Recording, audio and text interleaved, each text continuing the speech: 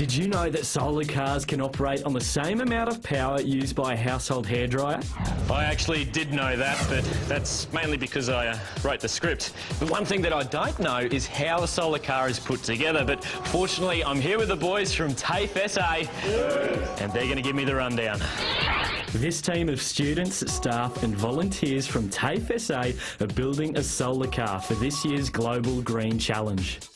40 solar cars from 17 nations will race 3,000 kilometres from Darwin to Adelaide, using only sunlight as fuel. Jerry, when it comes to building a solar car, what's your first step, mate? I mean, what's the first thing you need to consider?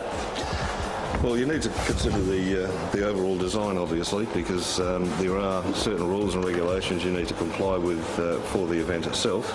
You need to take into account the efficiency of the car, the aerodynamics of the car. Obviously, you don't want too much drag as you're travelling along at a great speed, hopefully.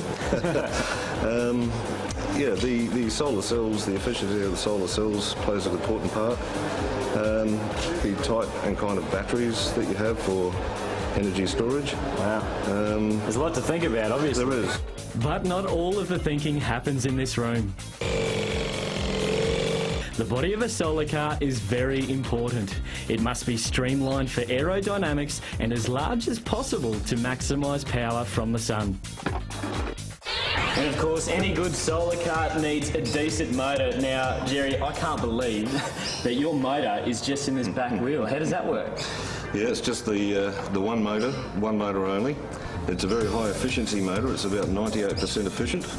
It runs off of three-phase power, which is developed through the motor controller system and powered from the batteries in the car. Okay. So it'll take us up to about 140 kilometres an hour flat chat. Really? And just in this one single motor? Just like the one motor. Yep. You've heard of two-wheel drive, you've heard of four-wheel drive, all-wheel drive. I've never heard of one-wheel drive before. That's incredible. Now, when the solar panels go on, how does all the electricity and power get down to the motor?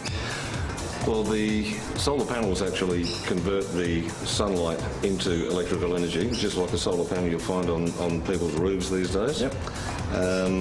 From the solar panels, the energy is then diverted down as electricity into the batteries, into the battery storage system.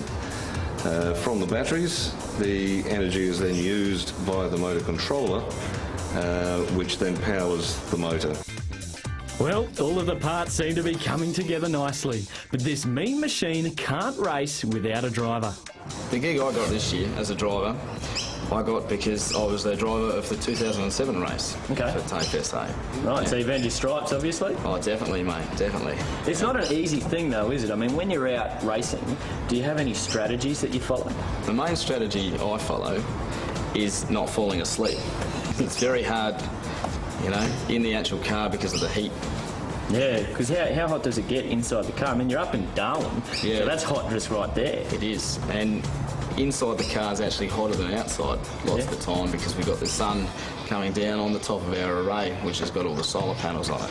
So our car in the last race got up to temperatures of about 50 degrees. Oh, mate, I wouldn't want to be sitting here after you've been sweating up a storm in there. Definitely, nobody would.